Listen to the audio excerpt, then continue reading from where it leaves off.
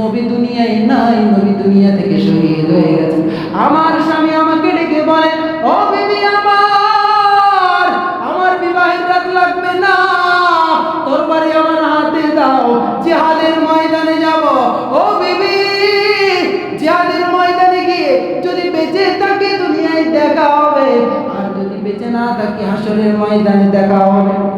আমি আমার স্বামীকে ডেকে বললাম, ও স্বামী আমার, আপনার উপরে তো গোসল ফরজ, একটু অপেক্ষা করেন, পানি এনে দেই, গোসল করে জিহাদে যান।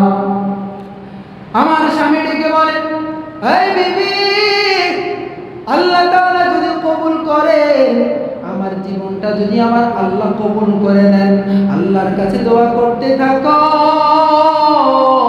আমার আল্লাহ চাইলে আমাকে জান্নাতের পানি দ্বারা গোসল করায় দেবে। আল্লাহু আকবার। নবী বলে, ও মা, তোমার স্বামীর নাম কি? মহিলা ডেকে বলে, ইয়া রাসূলুল্লাহ, আমার স্বামীর নাম হযরত হানজালা।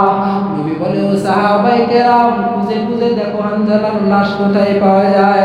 সাহাবায়ে কেরাম খুঁজে খুঁজে হানজালার লাশ খুঁজে পায় না। ইতিমধ্যে নবীজি দেখে গুনগুন গুনগুন আওয়াজ। নবীজির আর বুঝতে বাকি রইল না, জিবরাইল আমিন আসতেছেন। জিবরাইল আমিন নবীজির পেছনে আইসা ডান কানে সালাম দেয়, বলেন না, আসসালাতু ওয়াসসালামু আলাইকা ইয়া রাসূলুল্লাহ, আসসালাতু ওয়াসসালামু আলাইকা ইয়া হাবিবাল্লাহ। জিবরাইল আমিন এসে নবীজির ডান কানে সালাম দিয়ে কয়, ইয়া রাসূলুল্লাহ, দুনিয়ার জমিনে আপনি হানজালার লাশ খুঁজে পাবেন না। হানজালার এই ত্যাগটাকে আমার আল্লাহ এমন ভাবে কবুল করেছেন, হানজালার এই ত্যাগকে আমার আল্লাহ এমন ভাবে কবুল করে নিয়েছেন, ওই যে তাকায়া দেখেন, আমার আল্লাহ আসমানের দরওয়াজা খুলে দিয়েছে, আসমানের সকল ফেরেশতাগুলো সিঁড়ি বেয়ে বেয়ে নামতেছে। নবী আমার তাকায়া দেখে, আসমান থেকে সাদা পোশাক পরিহিত ৭০,০০০ ফেরেশতা অনবরত জমিনে আগমন করতেছে। নবী আমার খেয়াল করে তাকায়া দেখে,